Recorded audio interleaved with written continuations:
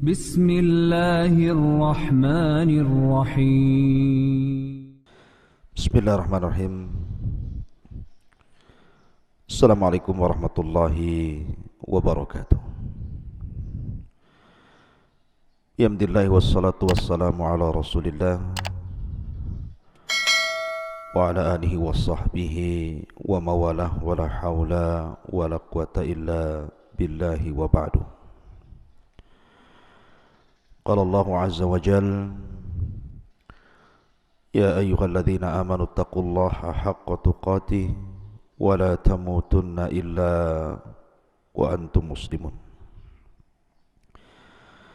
Wa qala sallallahu alaihi wasallam: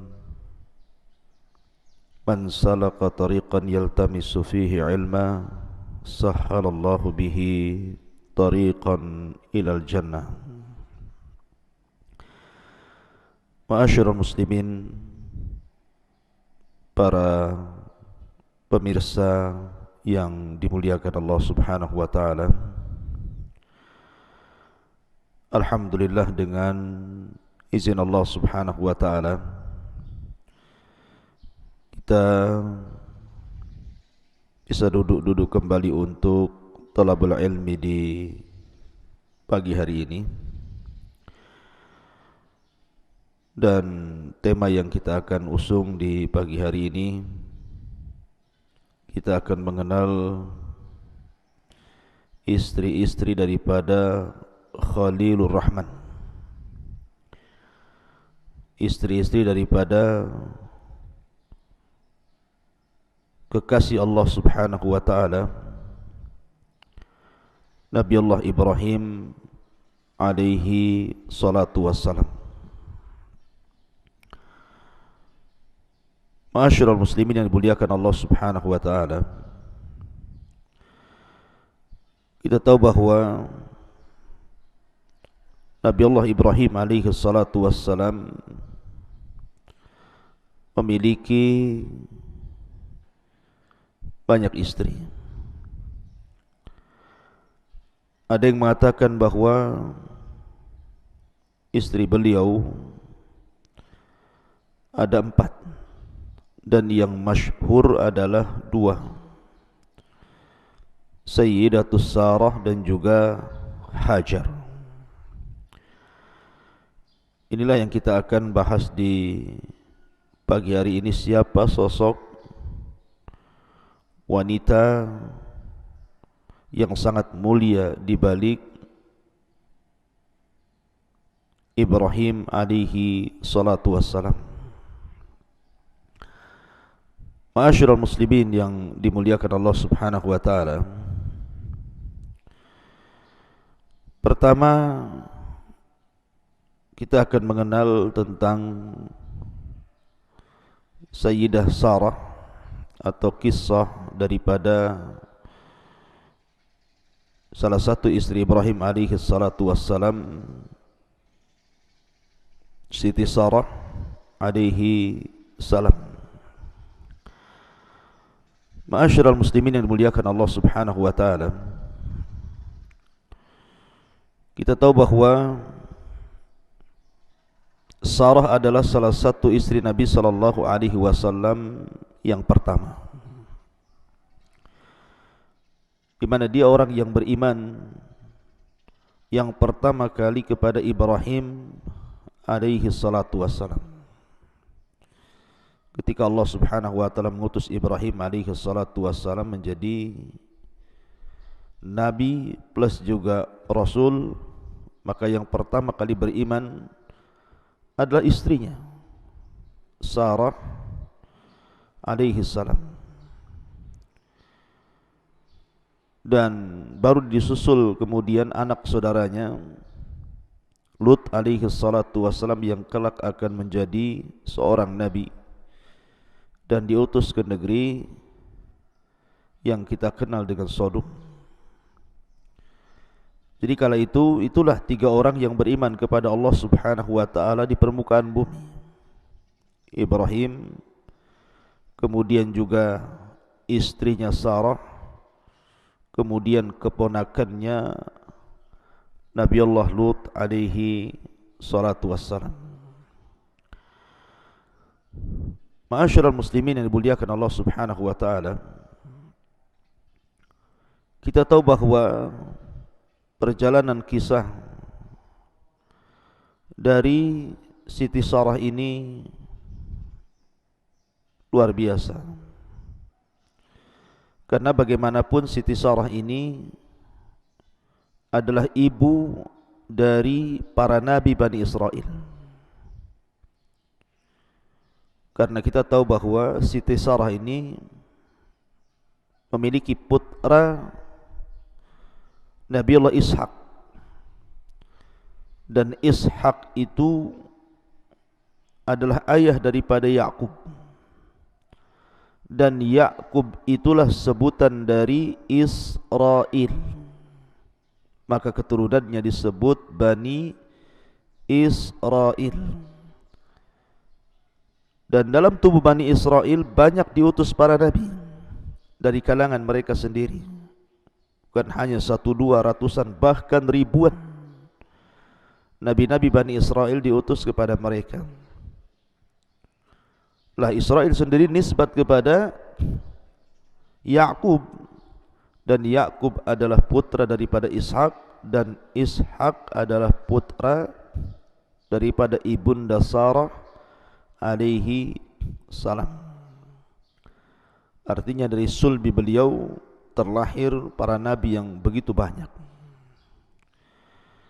Ma'asyiral muslimin yang dimuliakan Allah Subhanahu wa taala, kalau dalam kitab Taurat menurut yang dicatat para ulama, nama istri Ibrahim itu adalah Sarah. Di ujungnya dengan menggunakan ya, Sarai. Tetapi ketika kemudian istri Ibrahim ini sudah menua, kala itu tidak diberikan keturunan, kemudian Allah Subhanahu wa taala janjikan istri Ibrahim ini untuk punya keturunan, maka berbahagialah dengan berita itu. Makanya kemudian disebut Sarah, wanita yang sangat bahagia. Ada juga maknanya Sarah itu artinya Al-Amirah, pemimpin, atau As-Sayyidah, tuan, ataupun diartikan As-Surur, karena bahagia setelah sekian lama tidak punya keturunan, bahkan dinyatakan mandul. Tiba-tiba kemudian Allah Subhanahu wa taala anugerahkan kepada Sarah ini Nabiullah Ishak alaihi salatu wassalam. Ma'asyiral muslimin yang dimuliakan Allah Subhanahu wa taala, adapun perjalanan kehidupan Nabiullah Sarah, istri Nabi Ibrahim alaihi salatu wassalam, Sarah ini, kita tahu bahwa Sarah ini sebenarnya masih ada kerabat daripada Ibrahim alaihi salatu wassalam. Jadi Sarah itu adalah ibnatu am, anak daripada paman Ibrahim alaihi salatu wassalam, di mana Sarah ini wanita yang kanat dzatu hasanin wa jamalin. Jadi Sarah ini memang Allah anugerahkan kebaikan dalam fisiknya, di mana dia memiliki paras cantik yang luar biasa. Bahkan diriwayatkan bahwa tidak ada wanita tercantik di zaman itu melebihi kecantikan Sarah. Makanya kemudian Ibrahim alaihi salatu wassalam sangat mencintai Sarah, selain karena dia yang pertama kali mau beriman dengan dirinya dan dengan syariat yang dibawanya, dia juga wanita yang sangat cantik, wanita yang mengabdikan kehidupannya untuk Nabiullah Ibrahim alaihi salatu wassalam. Lah setelah tidak mungkin Nabiullah Ibrahim berdakwah di negeri Babil, di negeri Irak, karena juga perlawanan Namrud yang luar biasa, Akhirnya kemudian dia hijrah, Ibrahim alaihi salatu wassalam bersama Lut dan juga saudara daripada Sarah dari negeri Babil ke Palestina. Akan tapi kemudian di Palestina selama hidup maka terjadi pacaklik yang berkepanjangan, sehingga susah untuk mencari penghidupan. Makanya akhirnya Ibrahim alaihi salatu wasallam memutuskan dengan Sarah untuk mengambil sikap hijrah ke negeri Mesir. Maka berangkatlah kemudian Ibrahim dan juga Sarah menuju Mesir. Masalahnya di Mesir sendiri kita tahu bahwa ada kerajaan yang rajanya itu sangat zalim sekali, di mana kezalimannya sampai kepada tidak boleh melihat wanita yang cantik dan dia sudah menikah, pasti akan dibunuh suaminya dan akan diambil istrinya. Maka Nabi Allah Ibrahim alaihi salatu wasallam mendengar seperti itu. Maka Ibrahim alaihi salatu wasallam berusaha untuk mengatakan kepada Sarah, nanti kalau seandainya ada para prajurit raja yang sombong itu, yang zalim itu, menanyakan soal dirimu, jangan kau katakan kau istriku, karena dia tidak suka ada seorang wanita sudah menikah dan dia cantik dan tidak menikah dengan raja. Tapi katakanlah engkau saudaraku, engkau adalah saudariku, maksudnya saudara seiman, saudara seagama, karena tidak ada yang beriman di kolong langit kala itu kecuali Ibrahim dan juga istrinya. Maksudnya di sini Tauriyah. Ma'asyiral muslimin yang dimuliakan Allah Subhanahu wa taala, betul ketika kemudian ditangkap Ibrahim dan juga Sarah, kemudian dihadapkan kepada raja.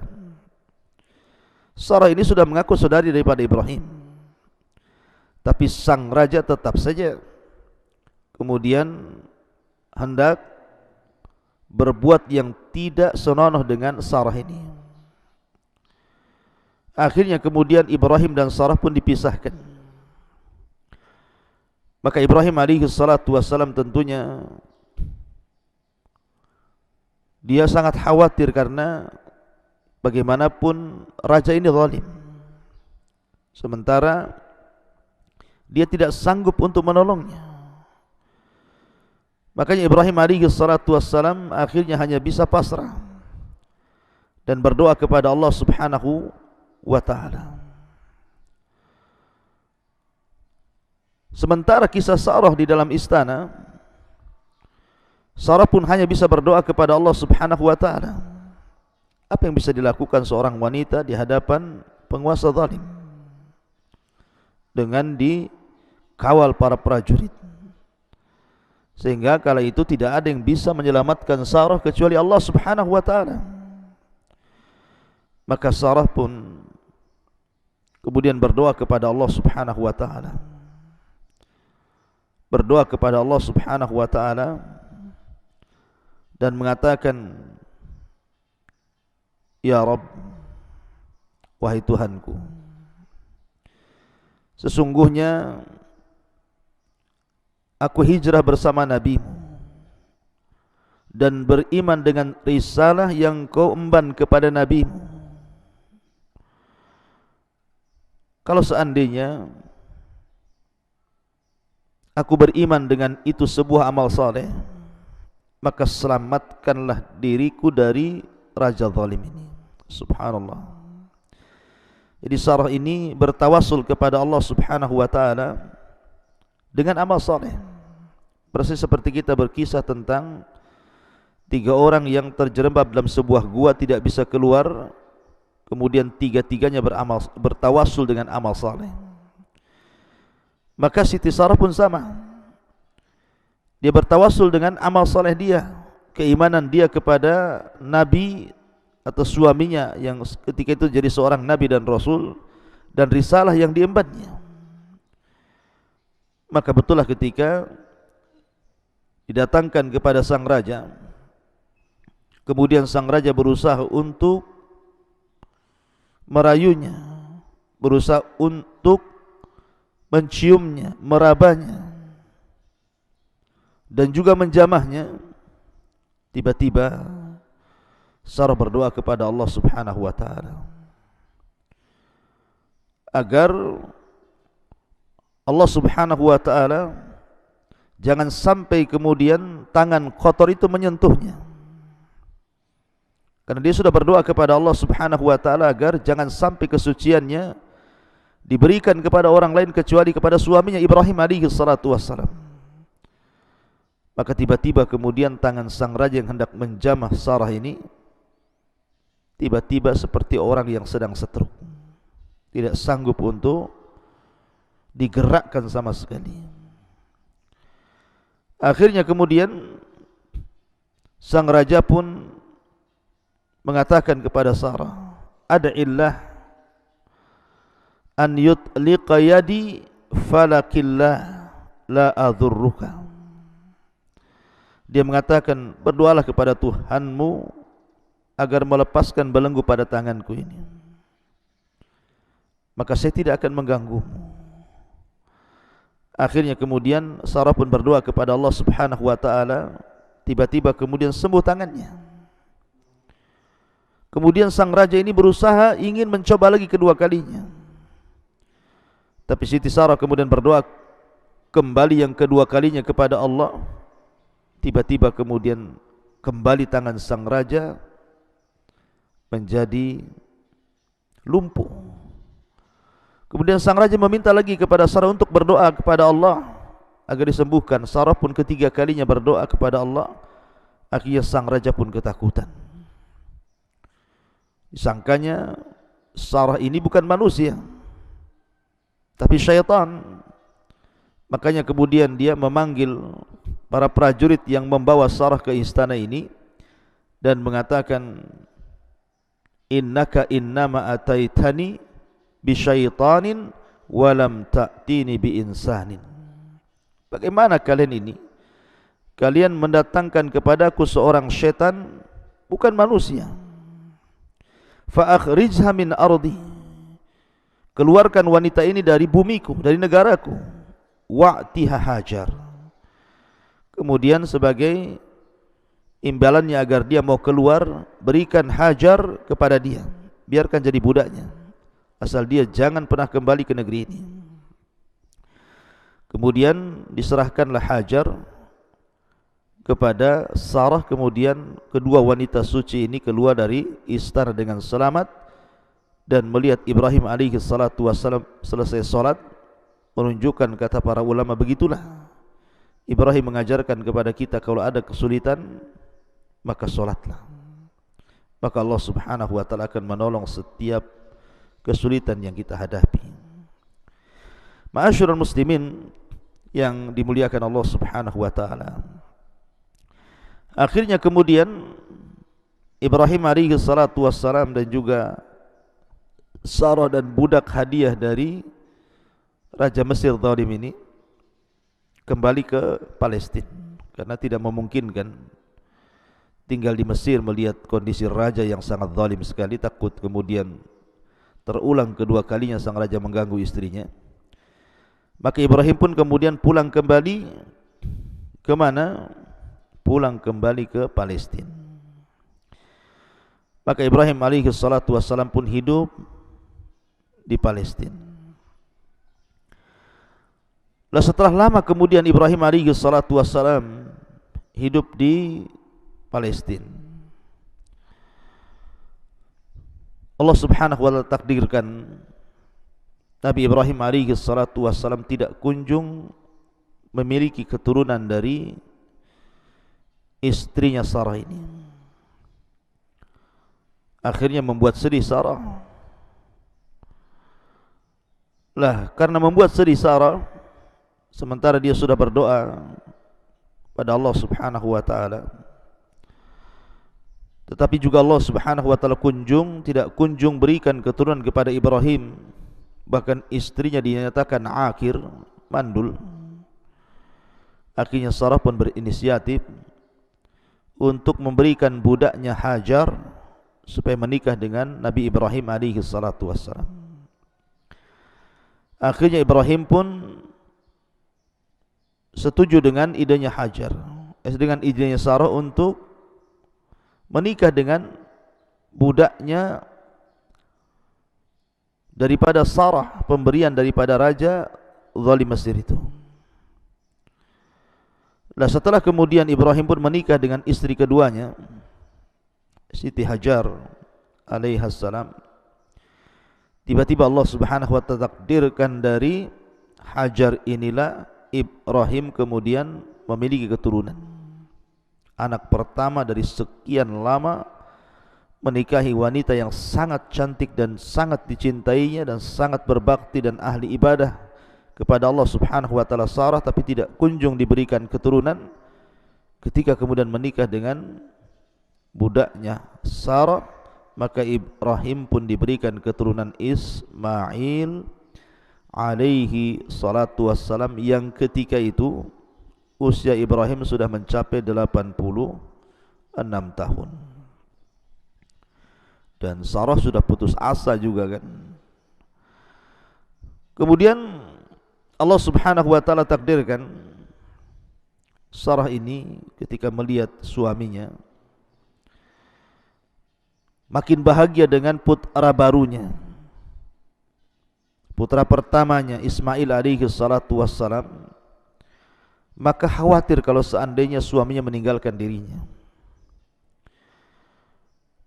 khawatir kalau seandainya kecintaan kepada dirinya pudar sehingga berpaling kepada Ismail dan juga ibundanya Hajar.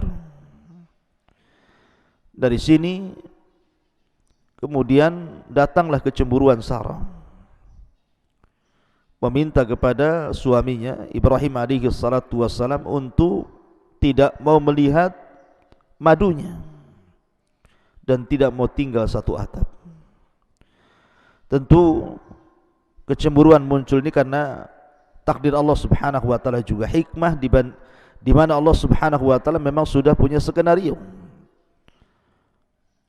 agar Ibrahim alaihi salatu wassalam membawa Hajar ke negeri Hijaz yang sekarang disebut dengan negeri Mekah. Akan ada sejarah dari Hajar ini, nanti kita akan ceritakan. Tetapi tentu idza aradallahu syai'an ahya asbaba. Allah itu kalau menghendaki sesuatu pasti Allah akan hidupkan sebabnya. Tidak mungkin ujug-ujug Ibrahim kemudian membawa Hajar dan Ismail ditinggalkan di negeri yang kering kelontang kalau bukan karena sebab dan asbab di balik hikmah yang akan saya ceritakan nanti. Singkat cerita, akhirnya Ibrahim pun atas perintah Allah subhanahu wa ta'ala kemudian membawa Hajar ke negeri Hijaz dan Ismail yang ketika itu masih bayi. Ketika kemudian perjalanan yang cukup melelahkan Palestina menuju Hijaz itu kalau ditempuh dengan unta kali itu bisa 1 bulan. Anda bisa bayangkan negeri yang sangat jauh, melintasi gurun pasir, gurun sahaya, lembah, bukit, gunung. Akhirnya sampai jugalah Ibrahim alaihi salatu wassalam dengan Hajar dan juga Ismail biwadin ghairi di zar'in, di sebuah lembah yang tidak ada pohonnya. Makanya Allah subhanahu wa ta'ala berfirman biwadin ghairi di zar'in inda baitikal muharram, di sebuah lembah yang tidak satu pun tumbuh-tumbuhan di situ. Maknanya lembah itu tidak ada air. Sebab kalau ada air pasti ada tumbuhan. Karena tumbuhnya tumbuh-tumbuhan itu karena disirami air. Berarti negeri yang kelak akan diletakkan Ismail dan juga Hajar itu negeri yang sangat kering kelontang, padang Sahara, tidak ada tumbuhan, tidak ada hewan, tidak ada makanan, tidak ada minuman, betul-betul negeri yang sangat kering. Disitulah Ibrahim meletakkan Hajar dan juga putranya Ismail. Akhirnya kemudian setelah Ibrahim alaihi salatu wassalam meletakkan Hajar dan Ismail, atas perintah Allah juga Ibrahim meninggalkan mereka. Coba anda bisa bayangkan kalau posisi anda para wanita, atau anda lah laki-laki seperti Hajar. Saya kira mungkin berpikir dua kali. Tapi Hajar sudah beriman kepada syariat Ibrahim. Dia yakin keputusan suaminya bukan keputusan biasa, tapi keputusan luar biasa, tidak mungkin keluar dari wahyu. Maka walaupun kemudian Hajar memanggil-manggil, ya Ibrahim, ya Ibrahim, kenapa kau tinggalkan kami di sini? Tapi Ibrahim diperintah untuk tidak menjawab dan tidak melihat ke belakang.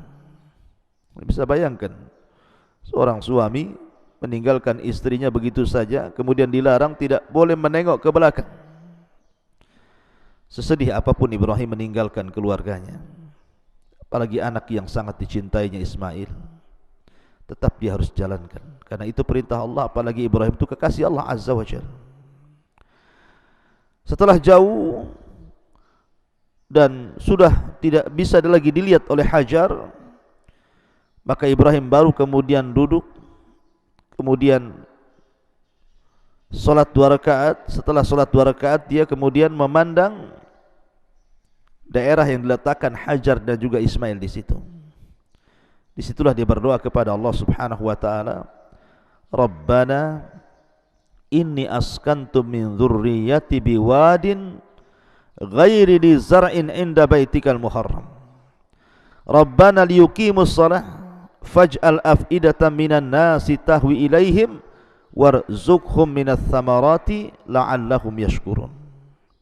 Ya Rabb kami, sesungguhnya aku tempatkan keturunanku di sebuah lembah yang tidak ada tanaman, di sisi rumahmu yang sangat mulia. Ya Rabbku, ya Rabb kami, hendaklah mereka mendirikan salat, jadikan hati-hati manusia condong untuk datang ke tempat itu, dan berikanlah rizki kepada mereka dari buah-buahan agar mereka bersyukur. Setelah itu Ibrahim kemudian pulang ke Palestina. Lah Hajar ini bersama putranya Ismail yang masih bayi hanya diberikan bekal hanya cukup 1-2 hari saja. Sehingga ketika lewat 2 hari saja sudah tidak ada lagi minuman yang diminum. Bingunglah Hajar. Dia berdoa kepada Allah Azza wa Jalla agar Allah Subhanahu wa taala berikan rizki dan karunia minuman kepada mereka. Maka berusahalah Hajar pun mencari-cari, dan begitulah doa tidak bisa berjalan kecuali adanya usaha.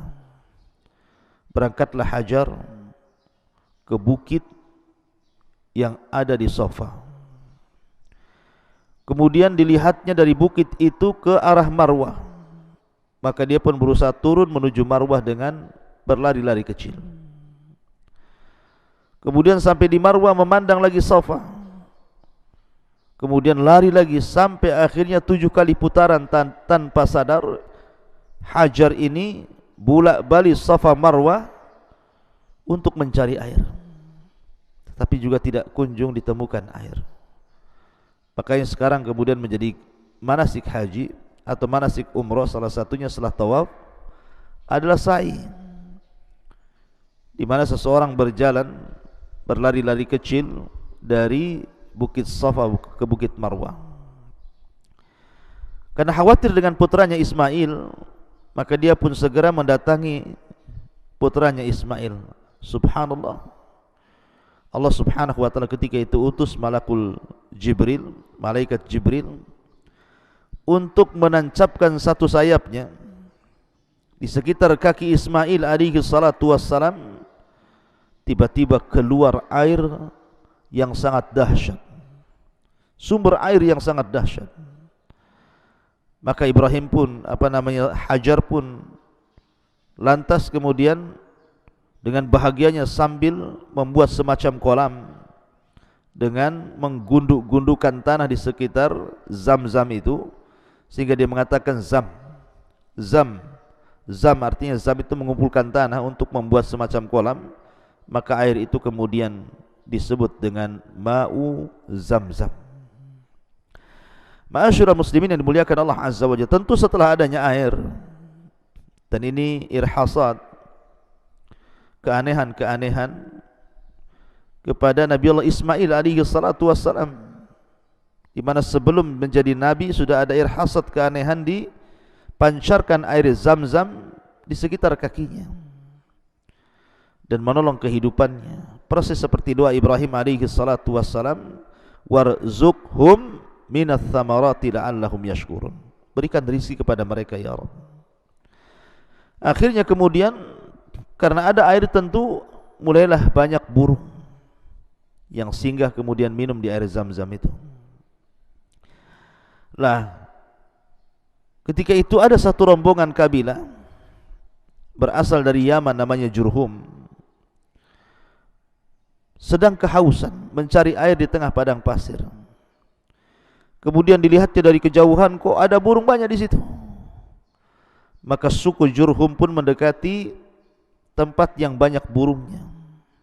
Rupanya didapati oleh suku Jurhum di situ seorang wanita dan anak kecil, Hajar dan juga Ismail.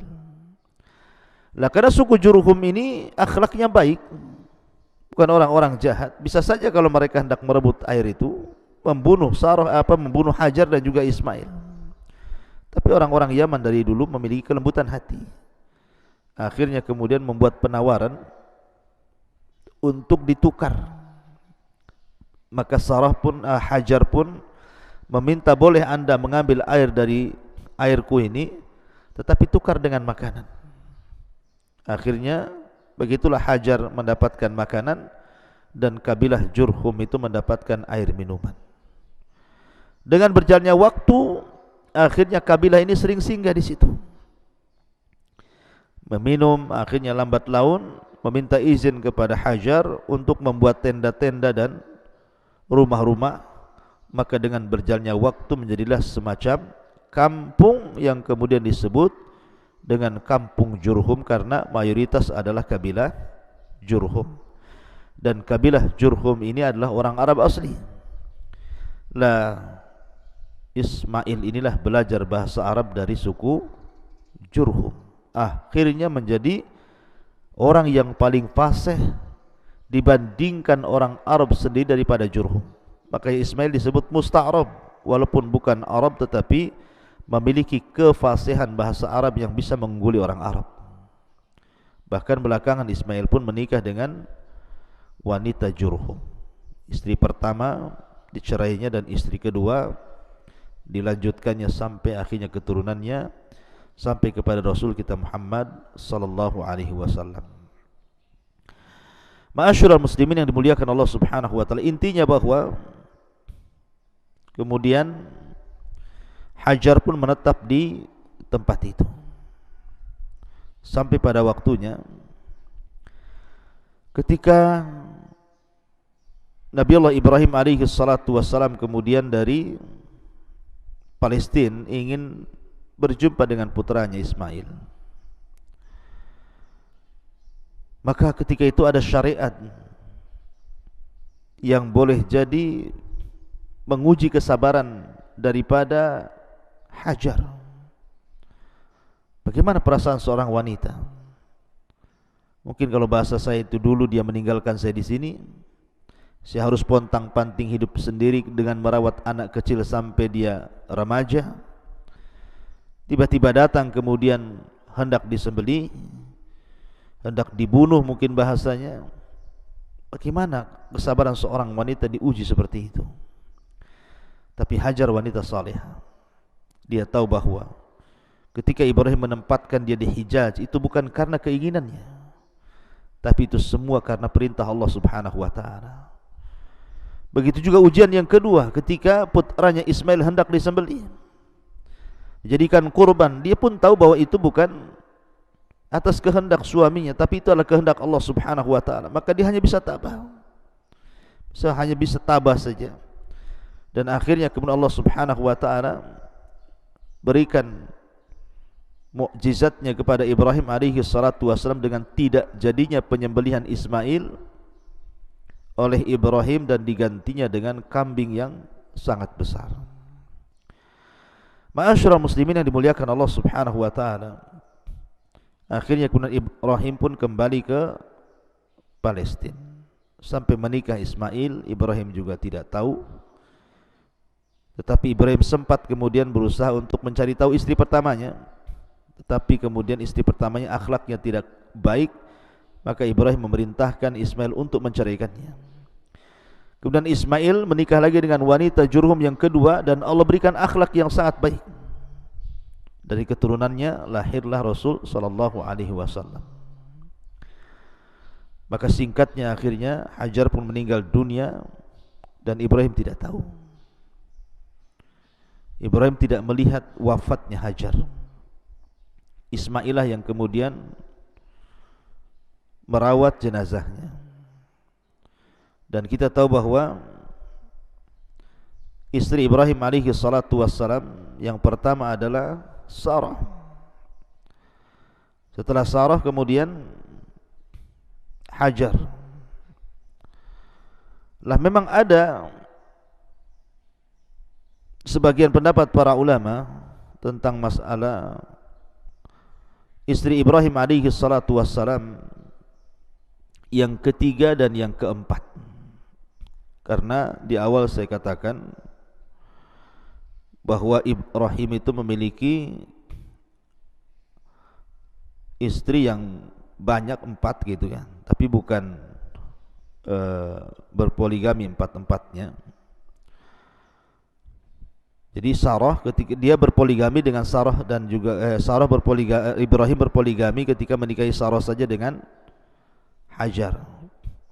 Tapi kemudian setelah Sarah meninggal dunia, kemudian Ibrahim pun akhirnya tinggal di Hijaz bersama Hajar dan juga Ismail untuk berdakwah kepada manusia. Maka kemudian Ibrahim alaihi salatu wassalam akhirnya juga meninggal Hajar. Setelah itu kemudian Ibrahim menikah lagi dengan seorang wanita, dan dari seorang wanita ini Allah Subhanahu wa taala takdirkan namanya Qanturah bintu Yaqdan. Ini istri Ibrahim yang ketiga, namanya Qanturah bintu Yaqdan. Dari Qanturah inilah lahir 6 anak laki-laki. Kemudian setelah Qanturah meninggal dunia, maka Ibrahim alaihi salatu wassalam menikah lagi dengan seorang wanita namanya Hajjun. Hajjun bintu Umain. Dari Hajjun pun kemudian memiliki banyak keturunan. Jadi dari Qanturah istri yang ketiga memiliki banyak keturunan, ada 6. Yang salah satunya kemudian muncul kabilah Madian.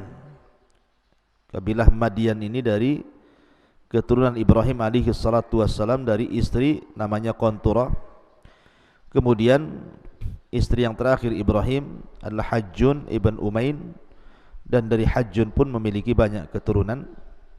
Tetapi yang masyhur, kisah-kisah yang diceritakan dalam Al-Quran dan Sunnah Nabi sallallahu alaihi wasallam, bahwa Ibrahim ini adalah memiliki 2 istri yang mencetak sejarah kedua-duanya.